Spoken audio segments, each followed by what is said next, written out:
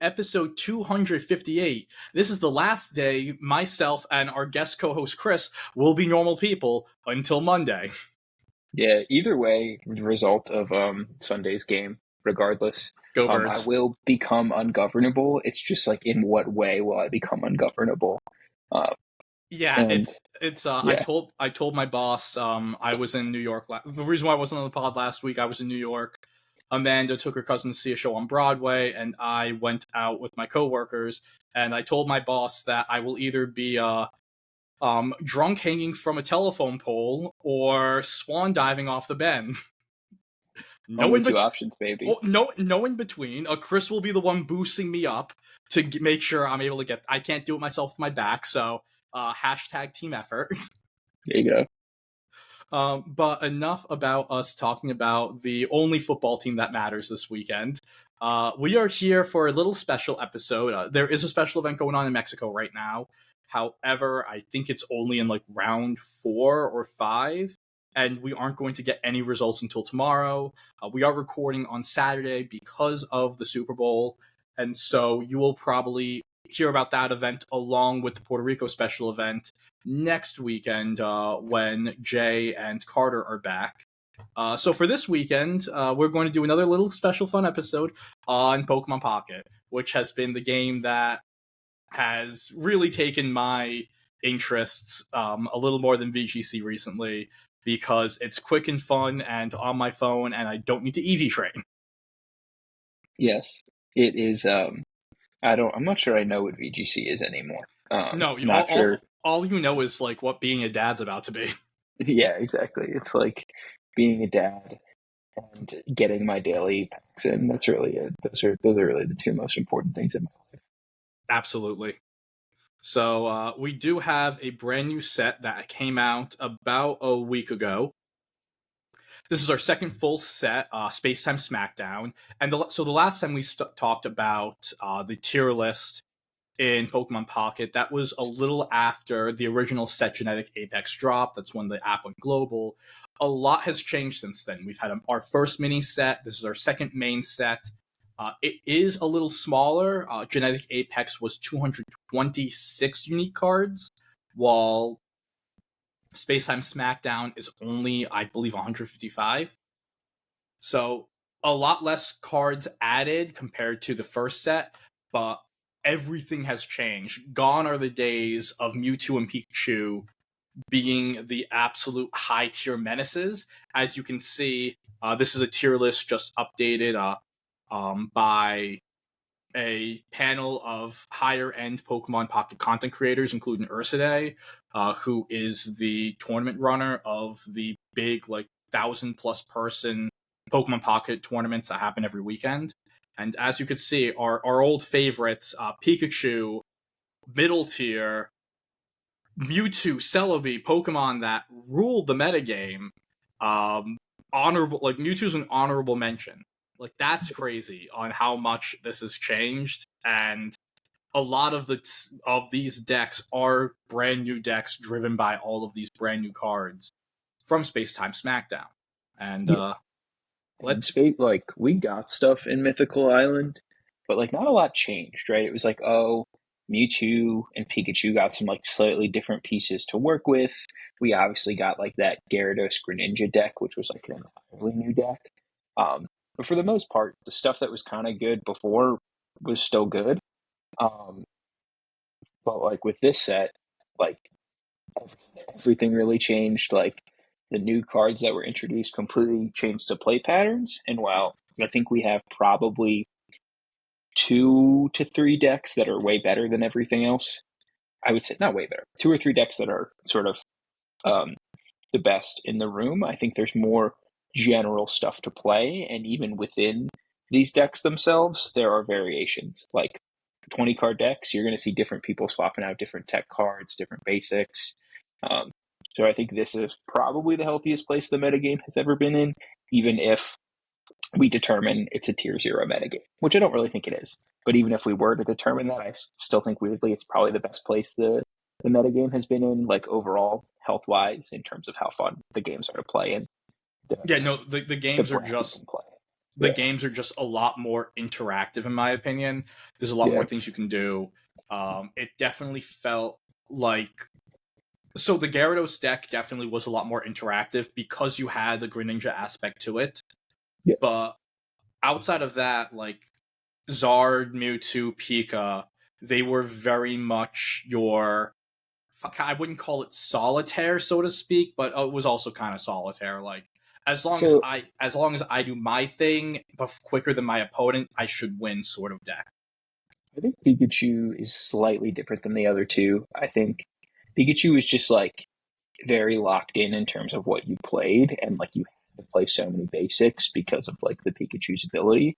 But I felt like the gameplay, you like had decisions to make. I feel like in Charizard and Mewtwo, you just, the reasons those decks were so annoying to play against was because like your opponent wasn't making decisions.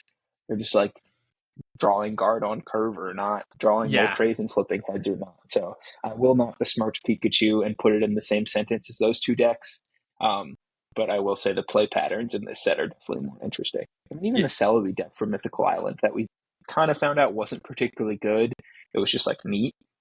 Even that was like, man, I don't want to be flipping 10 coins. Even if I only need 2, I still don't really want to be flipping anything.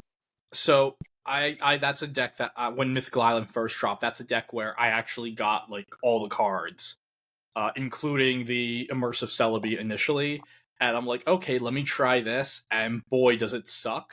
And we're going to be talking about Celebi because there are variants of Celebi, even though it's not the key component of the deck, that are still parts of this metagame in these high tier decks. But yeah, like having to be like, okay, well, there's a chance I just do no damage.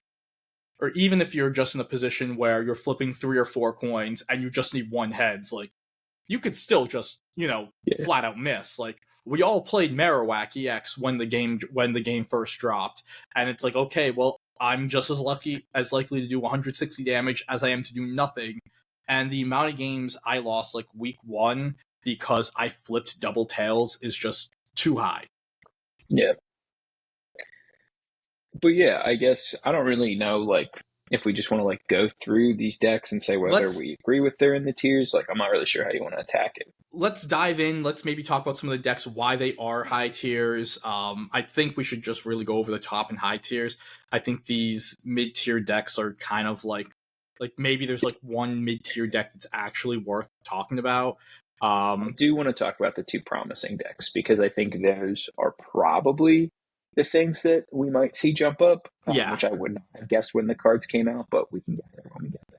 Yeah, we can probably bang most of these out, but yeah, let's start with the number 1 card in, or I wouldn't say the number 1 card, but one of the top cards of the format, Darkrai EX. So Darkrai EX is pretty much its own everything. It has standard sort of play, it has aggro play. Nightmare Aura, its ability, is probably one of the best abilities we have in the game. What it is, when you attach a dark energy from your energy pool onto Darkrai EX, it does 20 damage to your opponent's active Pokemon. So, sure, when you look at the stats initially, 3 for 80, not great at all. Like, you've seen, I mean, Pikachu does 2 for 90, Patchy EX, when it's set up, does 2 for 90, Aerodactyl EX, same stats as Darkrai, 140 HP, 80 damage attack, but it's also 2 for 80. But the fact that you're going and chipping for 20 damage, by the time you have this attack charged up, you've already done 60 damage. And you're able to just keep on putting this damage out without attacking. And that allows it to make a lot of different great plays with a lot of different Pokemon. So there's a few aspects of this deck, and this is the main one. Darkrai Magnezone EX, which is arguably the best deck in the format at this moment. This is a deck I've actually played a good bit over the last week or so, and it's pretty nuts. And it does play the next best card in the format, the most splashable card, and that is Magnezone and this overall Magnezone engine. And Chris, if you want to dive into why Magnezone is really crazy and why this will not be the last time you see this card. Yeah, and I played against this deck too, and like I played in the Jeff and Spraggles tournament. I played against this deck I think twice. It's just really, really strong. the reason Magneton into Magnezone is so powerful is Magnezone has that Volt Charge ability, which every turn you can get an electric energy, just generate one, even though you're not playing any in the deck. And so what that means is even if you have your Magneton on curve, you're still always getting 2 electric energy because you're using the ability to turn you evolve into Magneton, and then you're using the ability to and then you're using the ability to turn you evolve into Magnezone before you evolve. So that's 2 electric energy just from the ability alone, and then you can attach dark energy, and that basically means you get 2 attacks with Magnezone, which needs to discard a dark energy. Discard the lightning energy. So you're always getting 2 attacks. It has a good HP pool. 110 is a decent breakpoint in combination with Darkrai's ability specifically. And the other thing it does is because you're powering up your Magneton with the ability, you still get to put the energy on Darkrai and keep getting the 20 chip and charge it up. Yeah, and especially you're leading off with Druddigon. Druddigon is a new card, or newer card from the Mythical Island mini set. And what that does, if Druddigon is in the active spot, whenever it's attacked, the attacking Pokemon, your opponent's Pokemon, will take 20 damage for doing that attack. So if they're trying to chip, so they either have to do nothing, let you chip them actively with Darkrai, while you're setting your Darkrai EX up, and you're also setting your Magneton up. I think one of the key things to know with this deck is when to evolve into Magnezone, because like if your opponent really isn't threatening you, you can just sit on Magneton with Magnezone in your hand and get like a third or fourth Volt Charge off, where you aren't going to be dependent on your own energy pool to attach to get the Magnezone going. And since Magnezone needs electric energy for its attack, if you get even just 1 extra Volt Charge, that's 1 extra swing of 110 that your Magnezone can get. So this is just a deck that has a lot of options.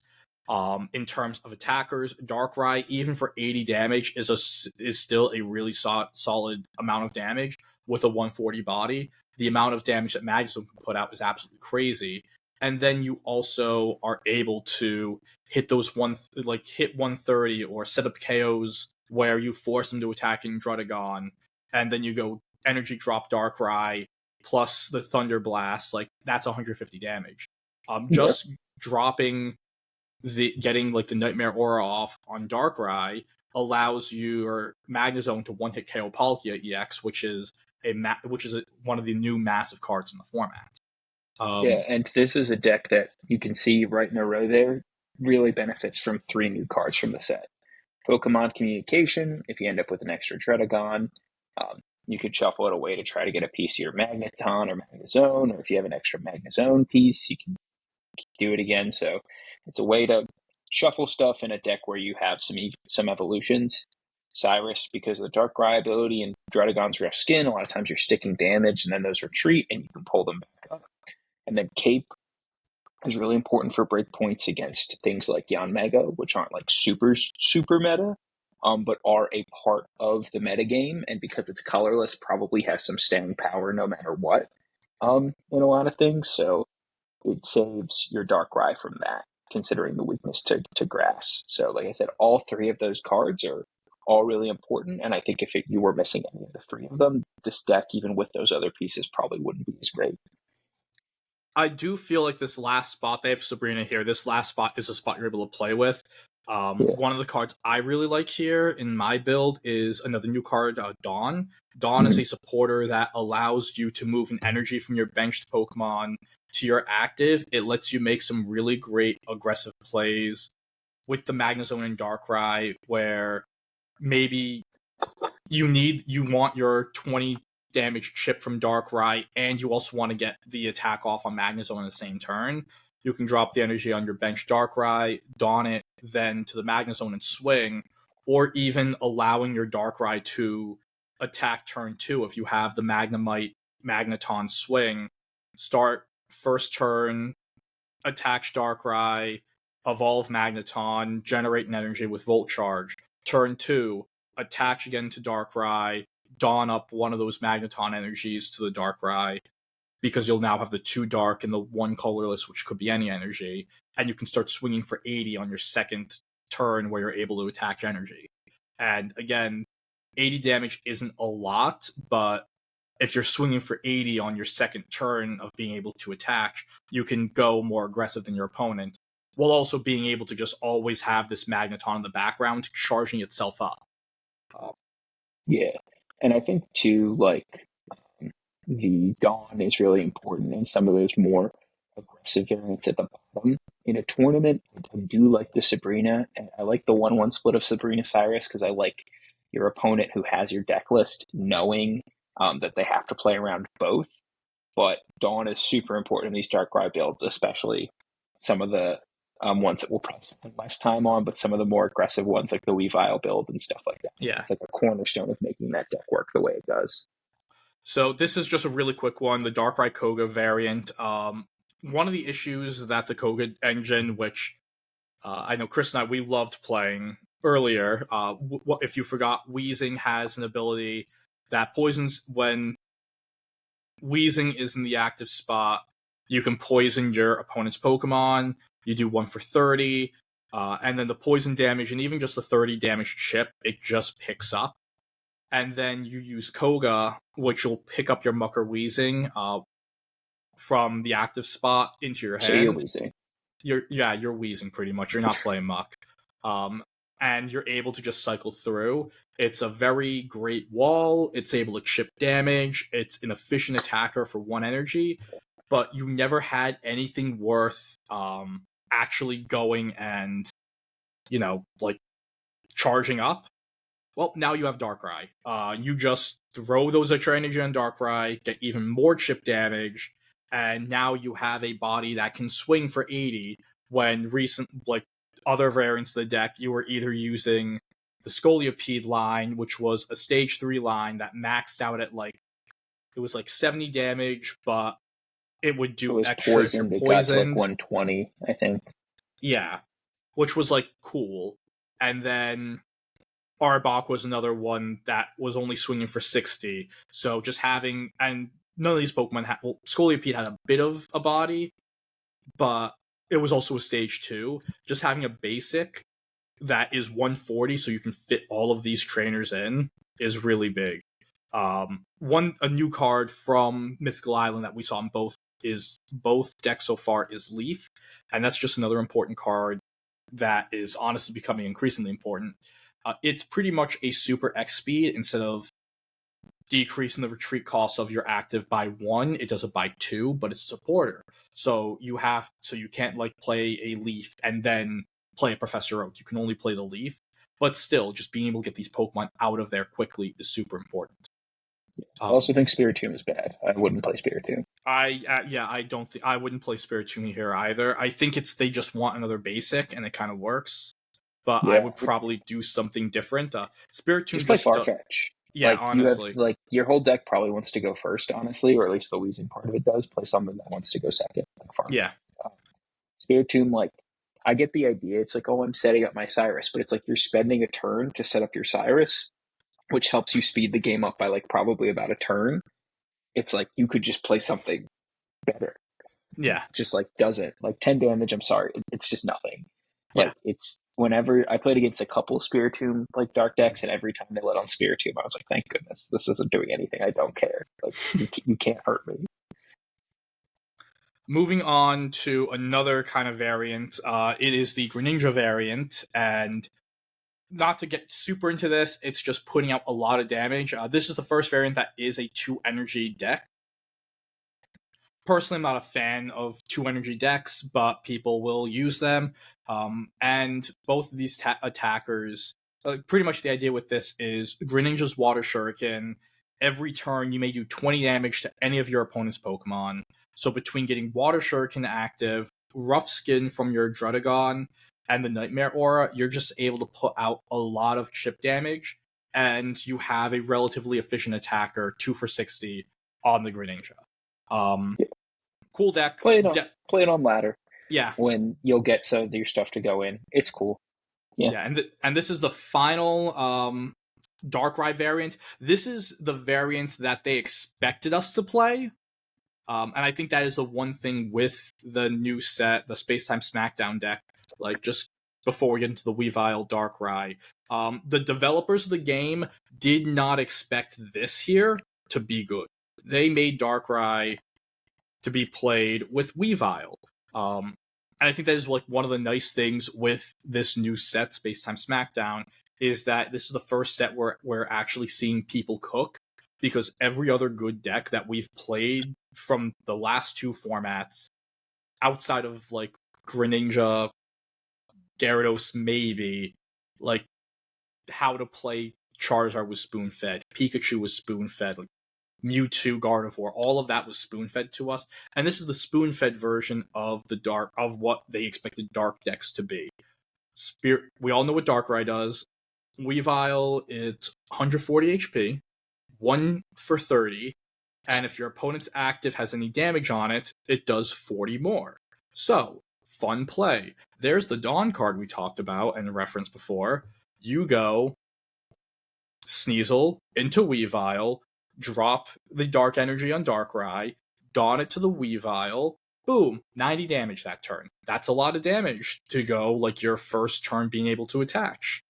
And then, of course, the good version of the deck, like this deck wants to go first. The good version plays Farfetch, so that it can also go second and crack for 60 on turn 2 if you go second, or on your first turn if you go second. Spirit. And I know, like, this is one of the things, what they're doing here, these lists are just taken from top, like, high-end Go Pocket tournaments. So, like, this list here did go 12-2, but it's already been a week since, and the format in just a week has already developed significantly. The new card that we haven't talked about so far yet here is Rocky Helmet. It's another Pokemon Tool card similar to Giant Cape. It pretty much turns the Pokemon that it's attached to. It gives it the Groudon ability where if it's attacked, you do 20 damage chip to your opponent. It's really good in this deck because of the fact that you do want to have your opponent's Pokemon damaged, so you're maximizing your Weavile damage output. With that being said, I think Giant Cape is better. A lot of decks are building themselves to hit that 140 number as easily as possible. So having a way to add 20 HP to get to 160, it gives you a lot more longevity. Personally, I think that this is probably, out of the Darkrai variants, I actually think this is the worst. Either this one or the Weezing one. We actually have been seeing people recently doing decently with the Darkrai Greninja, but if you are going to play Darkrai overall and you have the cards, I do believe that this is the way to go with the Magnezone. Yeah. Now, to counter the thing is, I was about to say to counter Darkrai, here's a lot of fighting decks. They made Darkrai and Weavile and Spiritomb all grass weak because bug Pokemon are grass types in the TCG. And that does kind of suck. If they were fighting type weak, this would be the best variant. The fighting toolbox is something I really, really love. It's the sort of deck I played pretty much the entirety of the Mysterious Island format. You're using Hitmonlee from Genetic Apex. For a single energy, you can do 30 damage to any of your opponent's bench Pokemon. And you're also using Marshadow, 2 energy for Revenge, which does 40 damage. And if any of your Pokemon were knocked out by an attack the previous turn, by your opponent the last turn, it'll do 100 damage instead of the 40. Now, this toolbox can kind of fit with everything. And so, of course, we're playing it with Magnezone. Yeah. And I will say, like, the beauty of the fighting box, not all variants, because there's some Aerodactyl variants we can get into, but the idea is you're just playing one knockout Pokemon. So you're never playing an EX, so you're always making your opponent get 3 knockouts, which is obviously big in a game like Pocket, where with EX you can just force them to take 2, especially with Cyrus. You get a basic early, and then all of a sudden the rest of their deck is EXs. You only have to get 1, so the strength of the fighting box is that it attacks for low energy, and that it's a lot of basics. The Magneton version is interesting to me because, I mean, it's good. It's obviously good because Magneton's good, but it's funny to put Magnezone in a deck that isn't particularly energy hungry. Like, I feel like if you play this, I feel like a ton of times you just run around with a bunch of extra energy for lack of a better word, for no reason, because like everything attacks for one or two. So I've played this, and you are right. You can get into those moments. It is really nice though, especially like setting up turns in the head and knowing, Yeah, okay, I can, or even just the fact that okay, I'm okay with, I'm out of X speeds. I can still burn this yeah, energy to and it doesn't retreat matter. because yeah, and like I think Hitmonlee in general's Hitmonlee and Marshadow are probably two of my favorite cards in the entire game. The second I got like my two Marshadows, and more importantly, the previous version of Fighting Box I played was an Aerodactyl version, and it was, which I loved, but like being able to, like, Hitmonlee itself pretty much shuts down Gyarados. And even against other setup decks, like Hitmonlee pretty much wins you the Charizard matchup, because for by the time they even get their Moltres able to attack you, you've already weakened their opposing Charizard, if not knocked out their Charmander or Charmeleon, to the point where it gets out and then you hit it with Magnezone. The Yeah, one and thing. Magnezone Oh, also, I guess this deck isn't playing Giovanni, so it's not relevant to put another feather in Magnezone's cap. Because the three legendary birds have an electric weakness, you can yep, get Zapdos in one shot, and you can get Moltres and Articuno, I believe, with the Geo, because they're 10 extra health over Zapdos. So another yeah, feather in Magnezone's cap, I guess. Mostly Moltres. yep. The other version of the fighting toolbox. We have two other versions. We'll go through this real quick. The Greninja version, you can slap Greninja with anything. It's kind of like Magnezone before Magnezone. The only thing with the Greninja variant is that you do have to play it dual energy. And again, this is just about being faster than your opponent and just smacking them with damage all over the board. You can use your Greninjas plus Hitmonlee to snipe things off the bench and just make sure that no Pokemon's safe. Marshadow is a great burst of damage when to punish your opponent for taking a knockout. And then Farfetch'd, we've mentioned a few times, 1 for 40. It's just the best card to have, or one of the best cards to have going second in this game. Being able to just swing for 40 damage, or 50 with Giovanni. Like, if your opponent, again, they're playing a Gyarados deck, they open the lone magic card. It happens. And all of a sudden you have your Farfetch. Congratulations, you won. You didn't have to do anything. And that's the beauty of it. And that's also why we see it here. Um, I feel like really, these this lists is, are old, though, because none of these have any of the expansion cards in them. Like those yeah. Sabrinas, especially in the Greninja list, those Sabrinas are going to be Cyruses now. Yeah, those are going to be Cyrus's. And You're not this, playing Tauros anymore. It doesn't have good breakpoints into anything. So these are the shells are the same, but the actual lists themselves are a little outdated. yeah. And this one here, it's just playing good basic Pokemon. Um, that's kind of what this is for the fighting box. But yeah, like Marshadow, Hitmonlee, still really, really good cards. But I would say play them here, because the biggest issue previously with like these older versions, like this toolbox here and the Greninja version, the reason why I went with Aerodactyl is because you just didn't have a body that did consistent damage. Now Magnezone gives you that massive HP pool, and it also gives you a way to hit for triple digit damage that isn't the revenge from Marshadow. I also know we can't spend this much time on all of them, but I don't know why Lucario's not in here. Maybe it's in a different. Lucario, It they has its own section. That's weird to yeah. me. Fighting box is just Lucario, but whatever. Let's go to Lucario. This is the next tier.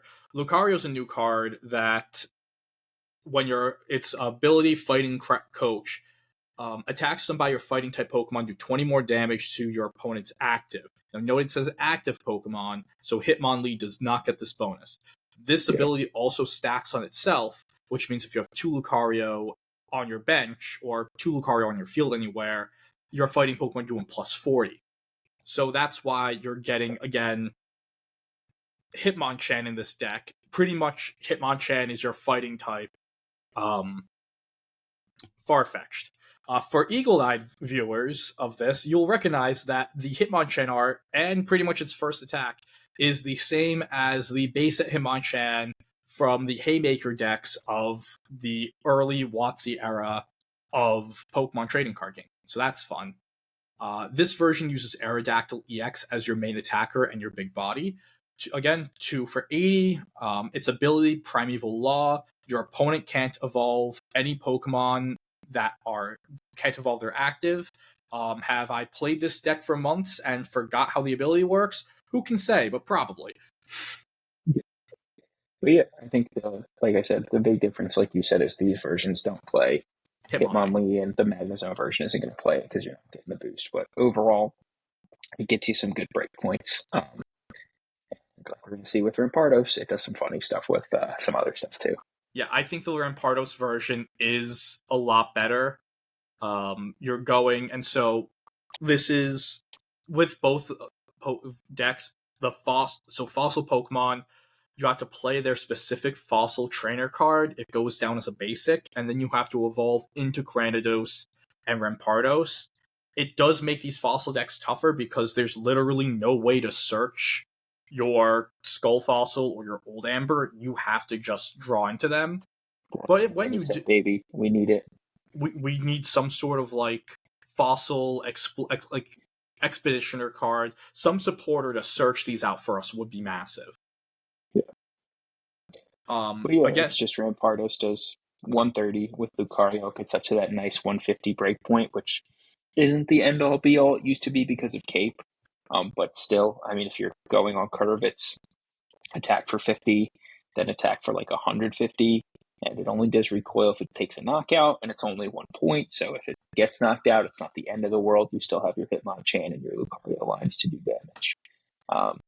So I'd say this is pretty solid.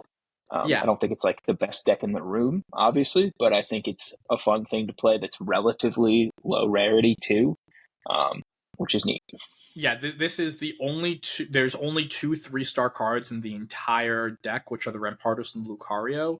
So in terms of like using pack points and stuff, there's a good chance you probably already have at least one Rampardos, one Lucario. I actually don't have a Lucario as I say that, and I just whiffed on one of my Wonder Picks right before recording this. But like, This is a deck that if you're a free-to-play player, or like you just didn't have that much pack luck, this is a very, very, very good deck that you can play on. Like, this would be like the TCG version of like the budget deck that can still go and like win your like League Cup or something, or Day 2 or regional. Like whenever you go into these big pocket tournaments, you're going to see a couple of these decks into the Day 2 play or the Top Cup play, and people who are really good at using this deck are going to actually be able to take tournaments. Yeah, we got top 8 in the tournament I was talking about. It was the only non-Darkrai deck in the top 8. It was like a Rampardos. I forget whether it was like Aerodactyl Rampardos. I know Lucario was in there, but yeah, there was a lot. And while we're on it, let's just go like the specific Lucario decks. And again, they just show the Lucario. It's just the Lucario variant. And then this is an older deck that we've seen.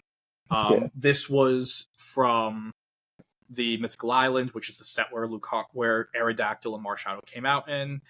It just uses the new Mankey, which is a single energy, flip a coin, heads you do 50 damage, tails you do nothing, and then Primeape just does 50 damage.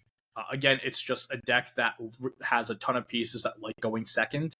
And you can also use like the Mankey Primeape curve to go first and to get that 50 damage going first.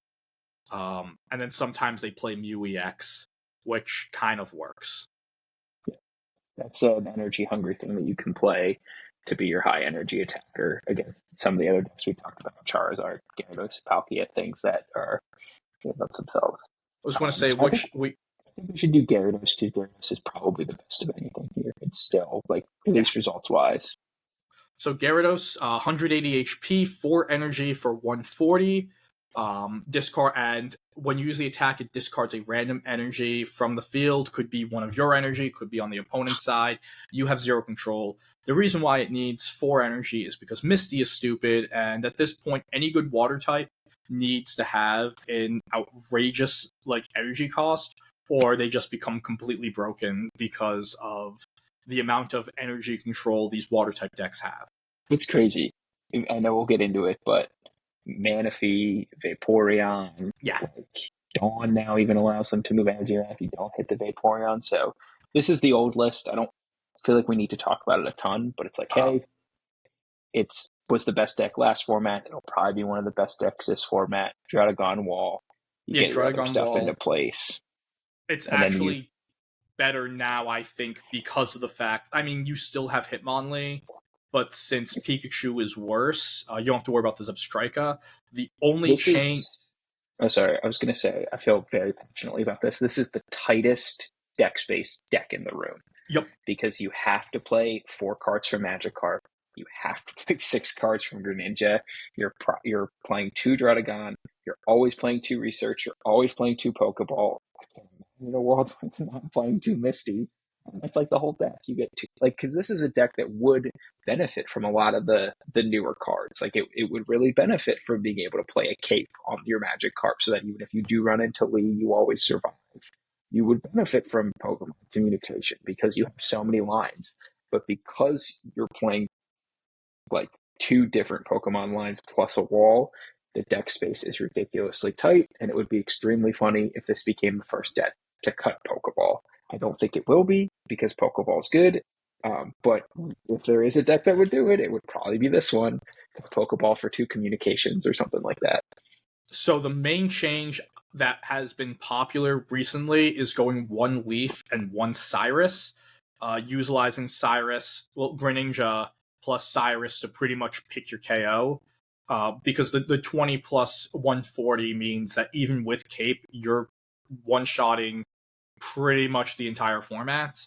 And you can just use that as your haha, I win and there's nothing you can do button. That's the only change that we've seen. This deck was like the first time we've ever seen people sort of cook in this game, and like it's the tightest list, and this has also just been the list. It's like, putting it in VGC terms, it's like kind of like in regulation. I believe it was like regulation E, when we figured out, oh yeah, it's like the Tornadoes Urshifu team that just won 6 events in a row or something. And it's like, yeah, this is just like the team of the format, and this is how you play it, and there's no point in really trying to change on it, because this is already, like, the format was solved. Like, this was already solved, like, the first weekend. This variant's bad, I'll just say it. You do see it. So Vaporeon, as often as you like during your turn, you may move the water energy from your benched Pokemon to your active Pokemon. Again, this is a case of Vaporeon plus Gyarados.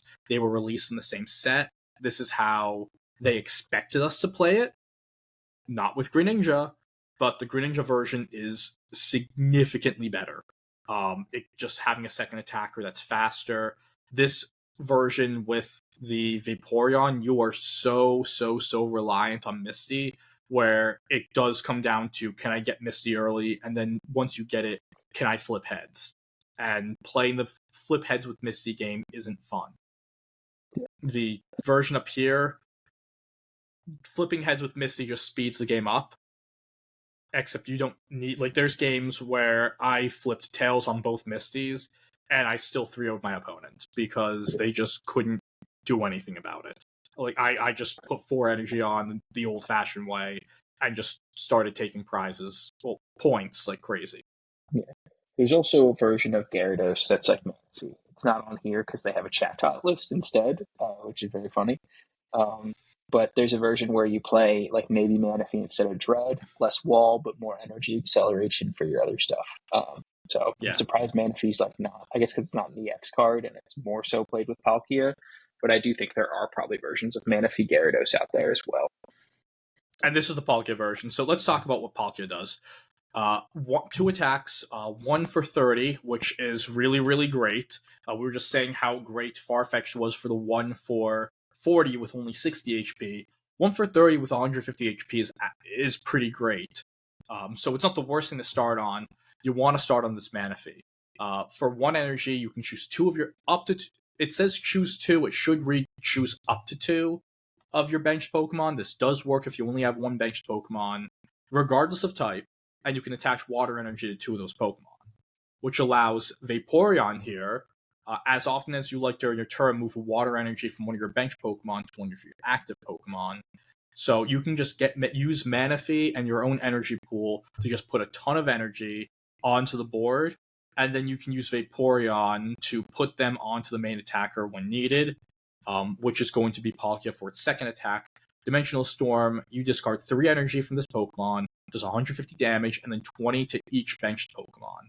And that 20 damage chip there allows you to pair it with the Cyrus to get your first Dimensional Storm off, and then get your second KO set up either by hitting for 30 with on something that's already been damaged pretty badly, or you have enough energy left on the Vaporeon on your bench to just move the energy back up to Palkia to go swing for 150 a second time.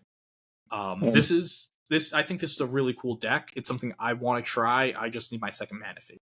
Yeah, and Cape is arguably maybe the most important card in the deck. Yeah. Because Manaphy really needs the 20 HP. Being a 50 HP basic is not a great place to be right now with Farfetch plus Geo or Farfetch Darkrai, whatever combo. And even just like, I mean, I guess Zebstrika could get you. I don't know, but Hitmonlee stuff.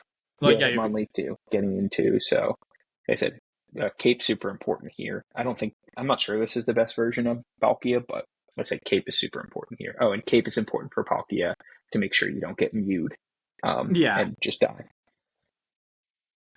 Yeah, the other version you play, the other version is literally just the Gyarados deck, but you get 2 extra spaces. So we're changing. So yeah, like that. That's really what it is. You get 2 extra cards. So we're using a Cyrus and a Rocky Helmet just to put more damage out there. I think this is cute. I'm not going if I'm going energy to get the Palkia attack off twice. So yeah. It's like tough. You're kind of using Palkia as your secondary mode. You're trying to get a lot of damage out and probably pick up KOs with just incidental chip between Water Shuriken, Rough Skin, and the Rocky Helmet, and then Palkia comes in and just swings for 150 and picks up your last point or 2. And then the last one is the Palkia Starmie. You've also seen it. I think Jeff was playing Palkia Blastoise. Basically, it's like, hey, I'm going to play Manaphy, Palkia as like a basic EX, and then an EX that has to evolve. So I have like a couple different game plans, and I'm powering up 2 different powerful things at once. Yeah. So nothing too different, but just general idea, like a quicker. And like I said, I think I like the versions without Vaporeon more. Now the Vaporeon version did kick my butt in a tournament, but like I said, I think I like the non-Vaporeon versions more because like you have that second attacker. Like 3 for 60 isn't great. You may whiff on evolving it. Like I don't know. I like Manaphy just accelerating and not even worrying about moving the energy around. I feel like the best thing, and again, it is a more expensive attacker and another EX, but I do like even if just one Articuno EX in a list like this, maybe you drop one of your capes for the Articuno EX, and this way you do have a secondary mode. 3 for 80 with chip. It's kind of like the diet version of Palkia's attack, but it still allows you to swing, spread damage around, and set up these big Cyrus plays. Yeah. Blastoise is cute because it helps you. It wins the Mew matchup because of how like Blastoise's attack works with the water energy. But then you got to play comms. So this is the only deck that is from like the original like tier list, like from the Genetic Apex. And what's weird is that Charizard is actually fell off during the Mythical Island playlet format and is now back. And it's just simply because a lot of these decks here, even with Cape, Charizard just picks the KO up. It's just there's nothing that gets above 200 with Cape, so you have to have like a weird resistance like Mamoswine or like something like that. And this is the classic Charizard. You love it, you know it. And one of the big things that it got out of this format is, the new set is Pokemon Communication, where you're able to choose a random card in your hand, a random Pokemon in your hand, and switch it with another random Pokemon from your deck. Now, note that that's any Pokemon. So any EX, any evolved Pokemon. This is, while it's not guaranteed, this is the first card that can search out a Pokemon like Charmeleon or Charizard. So you're no longer just trying to draw into it. You actually have a card that lets you get it out of your deck, or at least attempt to get it out of your deck. And that's also why we're seeing more of these Stage 2 decks. Calm just makes them slightly more consistent. I also think Dawn is pretty mandatory in any Moltres deck now, because it lets you get Moltres Heat Blasting, and it also lets you, like, let's say you don't get good Moltres heads and you're going to be one short of Crimson Storming twice in a row. Now you can Dawn the energy from your Moltres up to, if you've like head leafed it in a prior turn or something. So I do think in Moltres decks, Dawn should probably be an inclusion. I would probably cut an X speed for a Dawn because I think Leaf is really important. Yeah. Some potions or some X speed for some Dawns. Now, this is also the more standard version that we did see, where it's a lot less trainers, a lot more Pokemon. This, again, an older version, the Arcanine Charizard deck. This is just another way to have a faster attacker that is a little more consistent. You're able to just get Arcanine set up pretty quickly. 120 damage used to be an unbelievable break. I was going to say Arcanine's pretty cooked now with the capes and some of that. I think this version of the list is pretty cooked, if we're being honest. Everything now either being 140 or able to get above that because the cape is pretty big.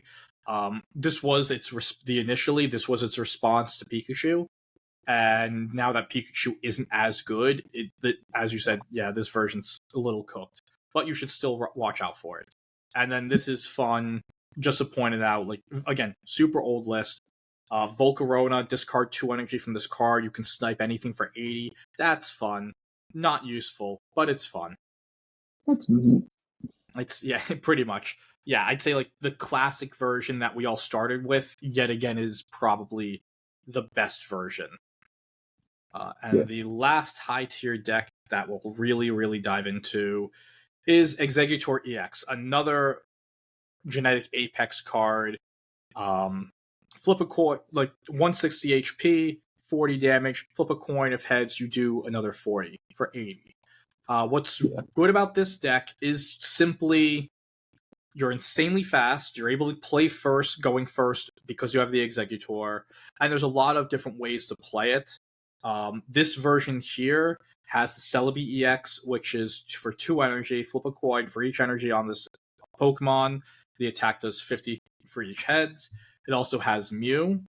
Mew is a basic EX, 130 HP. For 3 energy, you can use any of your opponent's active Pokemon's attacks, regardless of the energy cost or anything. So with what Chris was referring to earlier with Charizard EX, with Palkia EX, those cards make you discard a specific energy. With Mew's genome hacking, you get all the benefit. You get to do the 150, you get to do the 200 damage, and none of the downside where you don't have to discard the energy. So that's why Mew is really good. You have to read those effects. Sometimes they'll say discard all X color of energy and you're good. And sometimes they'll say discard all energy and you as the Mew player, you are no longer good. Yeah. It doesn't mean it can't still win you the game, but that's why you really want to read before you set up the plays. And I think the biggest thing about Exeggutor is that it is just good going first. And it's a wall. And it doesn't use a lot of energy. And this is an outdated list because it doesn't have any cards in it, but you are probably almost certainly playing some version. Oh, this one doesn't either. I was going to say you're probably playing Helmet or Cape. I guess Cape makes sense, but Helmet is also really good. Yeah, Helmet's also really good because they have to attack Exeggutor. They can't leave it there forever. And if they attack it, they're probably going to take at least 2 attacks, and then that's 40. It's like you hit an extra head on your Exeggutor. So I like Helmet. But Cape is really important for Yanmega in this list, so I get that too. Yeah, and one of the other things that's good is just the typing. As we said earlier, these dark type decks and the new dark types are grass weak, so with all the Darkrai running around, a Pokemon like Exeggutor is able to... you only need 1 heads to 2 hit, which is great, and you have 2 shots. And Yanmega, which is our new EX, 3 colorless energy, 120, but you have to discard an energy. You one-shot Weavile, you one-shot Darkrai. With Geo, you one-shot Zapdos, you one-shot Zapdos, Celebi, Mew. Like, you pick up a lot of stuff, and that's why you have the Geo here. And yeah, it's pretty much you have the Exeggutor as your go first mon. That's what you drop the energy down, and then you're setting up your Yamega in the back as your bigger attacker to try to get some of these KOs without being reliant on a coin flip. The reason why this is such a good deck right now is because Darkrai's everywhere, and you're able to hit these dark type decks for super effective damage. And specifically for the Fighting Box decks that we talked about, Fighting Box has a miserable matchup into Exeggutor, and not a great matchup into the Omega either, because of the fact that a lot of your Pokemon are low HP. Exeggutor actually is able to one-hit KO every single, like, an Exeggutor heads one-hit KOs every single Pokemon in Fighting Box, besides the whatever the big body, whether it's the Aerodactyl or the Magnezone.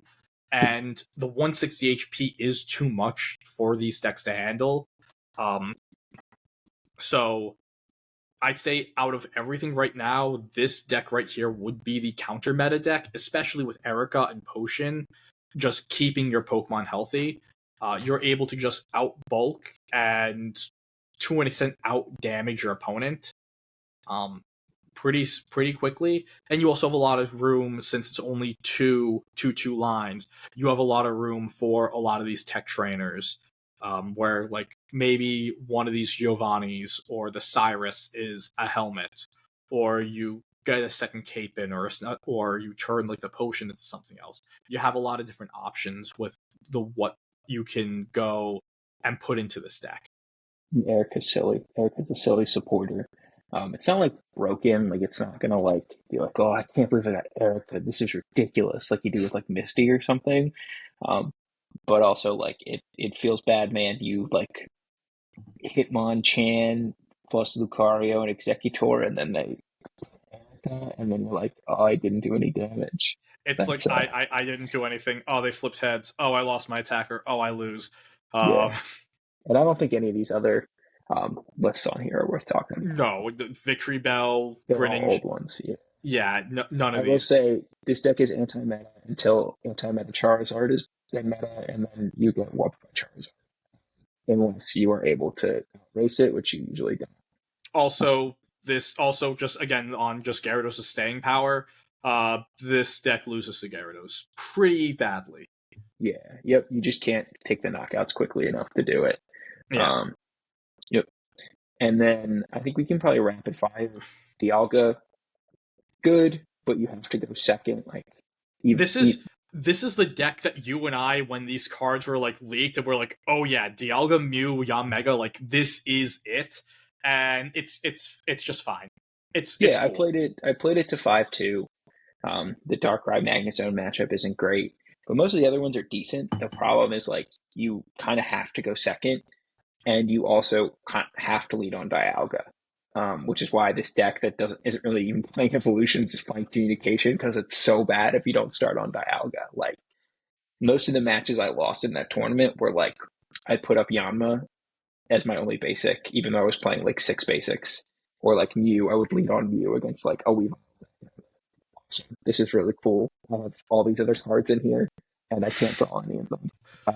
So yeah, I think this deck is good. I think it's like a, what is it in VGC terms? It's like a 7-2, makes it to day 2, can't get to top cut. Probably. Want me to tell you what this is? This is like playing Dialga in Series 8 or Series 12 back, or like Series 8 or 10 or 12 in VGC of the Sword and Shield era. Yeah. If you're cracked that day, oh, you're having fun. But yeah, you're not beating the big boys. Coming from the 2 best bad Dialga players in VGC, or the 2 worst good Dialga players. We aren't sure in the yet. Comments. You in the comments, let us know how a Players Cup 5-0 start into lose your last 2 to not make it, as well as Secaucus Regionals top 32. Yeah, let us know if those are how those go. losing only to JoeUX9 and Yichun. Also, Yichun just got engaged. Shout out Yichun, love you, buddy. Um, yeah, that's the equivalent of this deck. Uh, Yep. the other version that you'll see is the standard all steals, where Melmetal actually gets a Pokemon to, get it energy. I think this is cute. I think think like it's worse, but like you always have something that you want to lead on, which is cool. yeah, You never end up in a position like that I was complaining about. I don't think this is built the right way. I think you probably want you pr- communicators or something to and more Pokemon, honestly. But at least this one, you're never bricking on a lead in the same way because you can just amass if you end up on Melmetal. I mean, you on probably Meltan. you But I probably want think a it's worse. Skarmory, Yeah. but yeah. Then you got to play all the tools. Yeah. Others. We don't Yeah, even we're have not to going to. open these like Yanmega. It We already sits kind as of a talked about the backline. Omega decks. It's colors. Pikachu loses because Cyrus exists now. The whole point of Pikachu was you had low retreat costs combined with X speed. You could get online really quickly, but they could never chase you down. Now with Cyrus, your Pikachu's taking that damage. They pull it back up. You lose. Also, 90 for 2 is still really good, but it's not great, and you're really constrained by being able to only play electric types. And I will say, I know it's further down, but similar problems for Mewtwo. It's a deck that really wanted to retreat its big EX once it got damage in and put up its other one and use guard to make up for that lost energy. But now that you can Cyrus back up the first Mewtwo in a way worse spot than it was before. Also, it's a psychic type in a meta where the best deck is dark. Yep. Others, Volkner. I'll just go in here to explain the card. New supporter, choose one of your Electivire or Luxray attached to energy from your discard pile to that Pokemon. So you're Luxray. Luxray puts energy in the discard pile. Its attack is 3 electric energy. Discard all electric energy from this Pokemon. Do 120 to any of your opponent's Pokemon. That is our biggest snipe attack. And then you also have Electivire, which, if this Pokemon has at least 2 extra lightning energy on it, the attack does 80 more damage. So cool 120. Deck. Yeah. I'm sorry. Yeah, so you hit 120 for 4. Cool deck. Again, this is another like fun budgety deck. If you're looking for like a deck that is like in the solo missions, the beat this deck with only using 1, 2, or 3 diamond Pokemon, this is up there for that. I don't see it doing well in a tournament.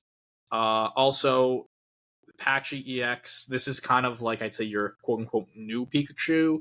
2 for 40, but if the Pokemon has a tool attached, it does 80, and this is being played either with Pika, as you're just going straight pretty much all basics, all EXs, low retreat, low energy, high damage, or you're playing it like a sicko in 18 trainer. With that being said, from what I've seen, the 18 trainer variant actually has been getting better results than the patchy Pika variant.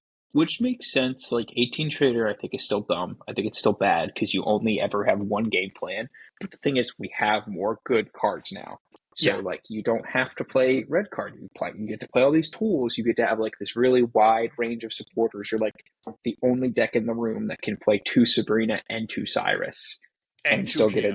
Yeah, exactly. So like I said, I don't think it's good, but the deeper and deeper we get into this game, the more and more possible 18 trainer or like 16 trainer decks can be better because there's more and more valuable.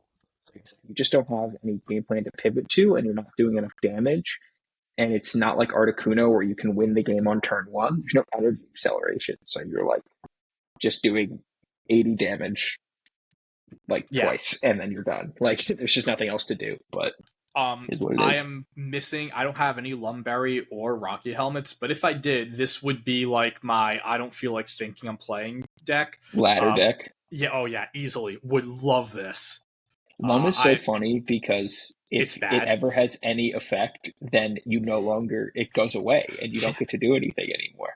Skarmory, we don't have to go too in depth, but it's another reason why Manaphy needs Cape because it can attack for 50 on turn 2 if you pull one of your tools, which is like not crazy. Yeah, And then because Bastiodon is a card for sickos. yeah. So what Bastiodon does, 3 for 80, bad.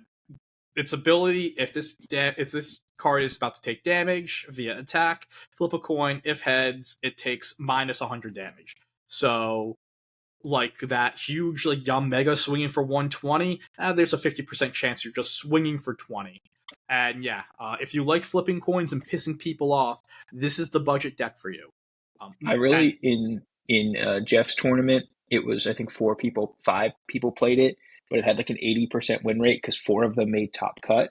So I want to know if that was like a group of 5 people and one of them just bombed, or if it was like people coming to different conclusions. I haven't like looked at it to figure it out, but very funny that that deck in the Jeff and Spraggles tournament had the highest win rate because it went 4 for 5 top cut. yeah, there was also at pulling VGC back into it. There was a Bastiodon like group, I think in Texas, where a few people from that group just like they all brought Bastiodon, and like 1 or 2 of them actually day 2'd with it in a regulation G tournament, which is just wild. Yeah. The last two tournaments, the last two decks we're going to go into. These are some of the more again promising decks that could have some potential as we dive more into this format. It is going to be a short-lived format. Probably getting the mini set on Pokemon Day. So yeah, in 19 days, a lot of these decks are probably going to be completely torn apart anyway. But let's see if Gallade can do anything in 19 days. Oh, yeah, I was going to say the thing that both these decks have in common is they're good both playing first or second. Um, if you're playing second, you just get to sort of attack right away. If you're playing first, then you get to play the game where you get your Gallade on curve. And you're a lot more likely to do that now with Pokemon Communication. Once again, I would be playing 2 here. I don't know why you would ever play 1 in a deck where you have all these evolutions. But they want that one. Yeah, I would probably turn the one. Yeah, either probably the Cyrus I would turn into another Calm. yeah, I Because think actually no, you have you have the Hitmonlee, so maybe the yeah, Sabrina. yeah. But yeah, I mean, one of I these don't, two would be a Calm. but yep. And then yeah, it's just one of those things where, like I said, Gallade can go first or second. If you get first, you get first Evo advantage, which means even though you're not attaching energy on the first turn, you can still attack on turn 5 with your stage 2, which is ridiculous.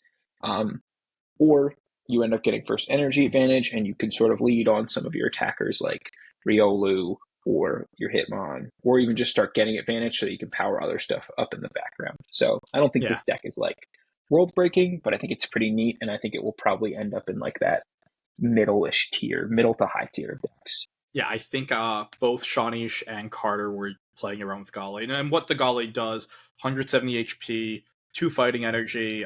Its energized blade attack to 70 damage plus 20 more for each energy on your opponent's active. So it kind of punishes your opponent for playing the game of Pokemon, and that is also gets boosted by the Lucario. So if you get both Lucarios online, you're doing 2 for 110, which is just crazy, and then another 20 damage for each energy on your opponent's Pokemon. The other is Infernape, which is kind Which of like I will plant my flag. I am a little bit worried about this flag plant because Charizard might just be better. But I think there's a chance that if we see tournaments this weekend, Infernape's maybe the best deck. It just has like really awesome breakpoints. It can go first or second. If you go second, you get the Moltres going. If you go first, you can still do that, but you also get your Infernape on curve because the stage 2 only attacks for 2 energy, and 140 is a nasty breakpoint. And you might say, like, oh, but you only get to do it once because you have to discard all the energy. Not so fast, my friend. We have a Dawn here. You we have Dawn the two energy. Dawns. Yeah, so you exactly good player. So we Dawn any extra energy up from Moltres to the Infernape. You add it from your energy zone, and then all of a sudden, look at that. You have 2 energy. You can get another 140. And that a lot of times, is enough to close out games on itself, even if you've lost the energy advantage. Um, so, like I said, planting my flag, I think there's a chance Infernape jumps up into that top tier of decks, just because of its ability to quickly deal out damage, the tools it has in communications. It's a deck that likes Geo a lot to get to that 150, but you don't necessarily need it to get to some of those lower things like Magnezone or Darkrai. Yeah, I think the only thing that really kicks this deck and what's keeping it lower is the fact that like your water type decks, your more aggressive like versions of Palkia just blow this deck up immediately. There's nothing like they can do. Like there literally isn't anything they can do outside of playing Cape on their Infernape, and Cape in itself, all of these 140s are Doesn't playing matter. Cape to get to Infernape's one. weak to water. Well, I'm So it saying like doesn't. Yeah, it doesn't even save you against Palkia. I'm saying because no, it's one. Oh, it's yeah, 170. I see. yep, Never mind. Ignore me. yes. And the Giovanni's hitting 150 is good in most cases. The 150 is great to make sure you're picking up Mew and Celebi. Well, you're always picking up Celebi, but like getting Pokemon like Mew through Cape. But it's the capes making sure that even through like your opponent's capes are making sure that even through Geo, your Infernape is missing on the Magnezone, it's missing on the Darkrai by like 10 points. You have the And energy. Magnezone's weak to fire. You still get it. it's weak to fighting.